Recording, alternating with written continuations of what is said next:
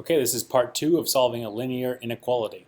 I mentioned in the first video that when you're solving an inequality algebraically, it's like solving an equation. However, there's one exception, and example 2 illustrates that exception. So let's look at it. If we wanted to isolate for x, like we did in example 1, we could start by subtracting 32 from both sides. Sorry, 35 from both sides. And we'd get negative 2x is greater than 20 minus 35 is negative 15. And then the next step would be to divide by negative 2. And this is where the problem happens.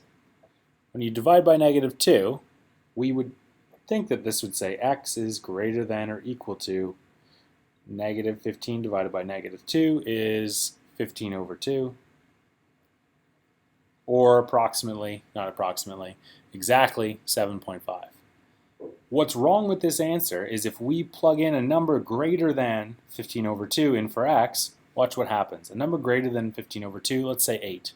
So if we plug in 8, this would be 35 minus 2 times 8, which is 16. 35 minus 16 is 19. 19 is not greater than or equal to 20. So something happened. We had a mistake, or we made a mistake. Where's the mistake? Well, the mistake happened when we divided by a negative.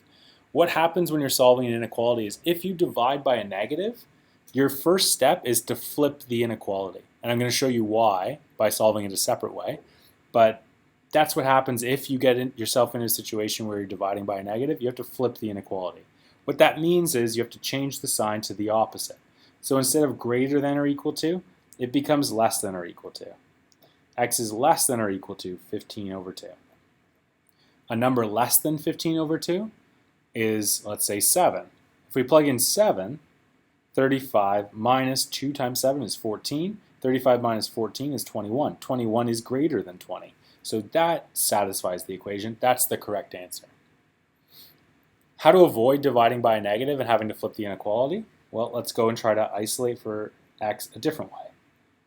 We've got 35 minus 2x is greater than or equal to 20. We can do the same first step, subtract 35 from both sides.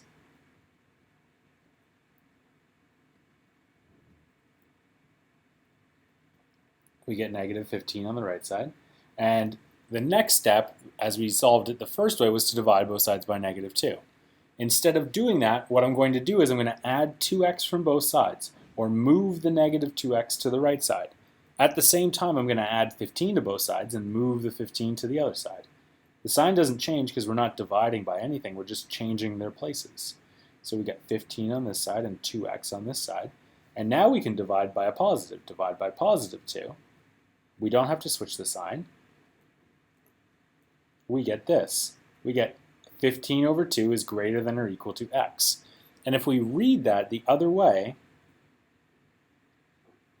and by the other way I mean backwards, this would say x is less than or equal to 15 over 2. Which was the exact same answer we got by solving the inequality and flipping the sign.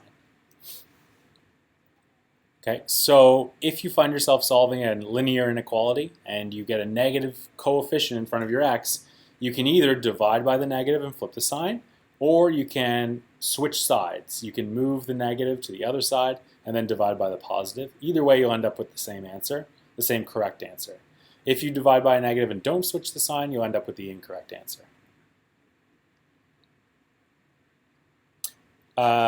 Here it says, why does multiplying / dividing by a negative number do? That should probably say what? What does it do? Well, we just discussed that it flips the inequality.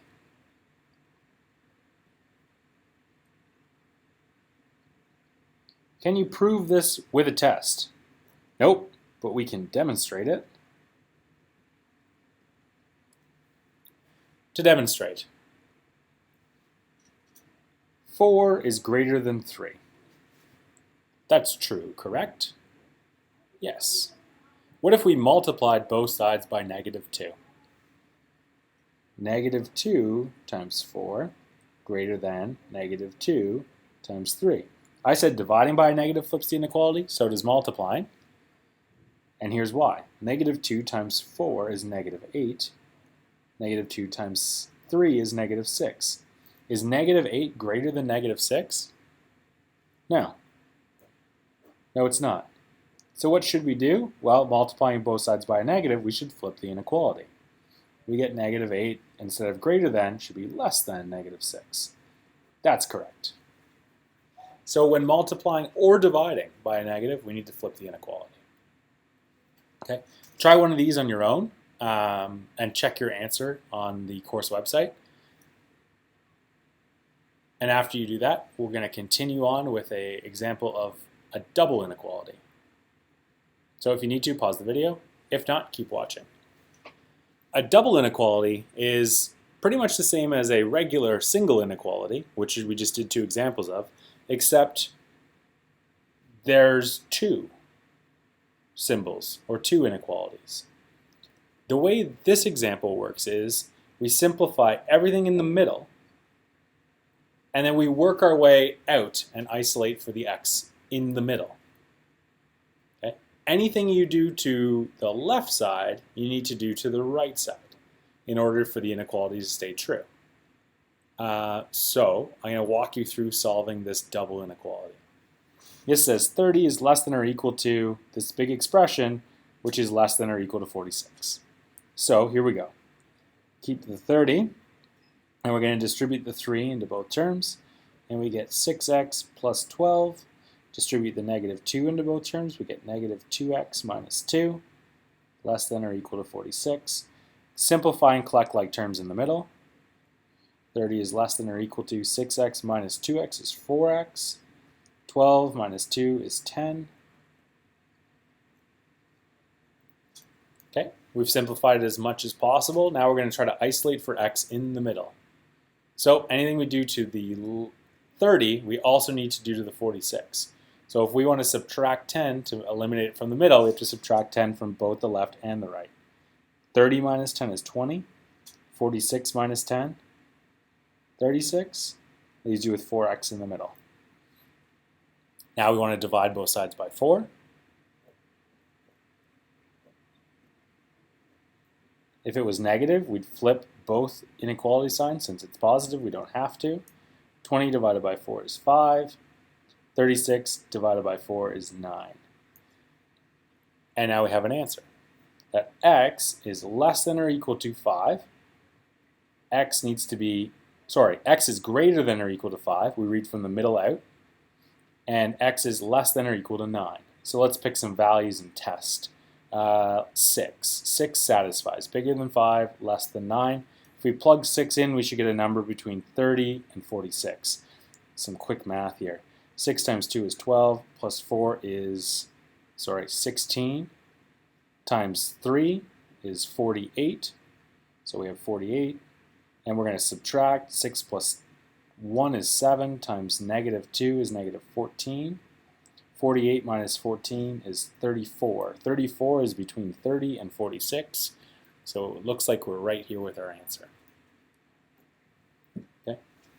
I have 2 additional inequalities to solve. The first one you'll solve just like we solved our example 3. The second one, you might have to think about what the graphical solution would be in order to solve, because isolating becomes quite difficult. Okay, so think about this one more in concept or graphically, and think about this one algebraically, and that'd be the best way to do the 2 practice examples. If you get stuck, you can check your answers on the course website. Thanks for watching.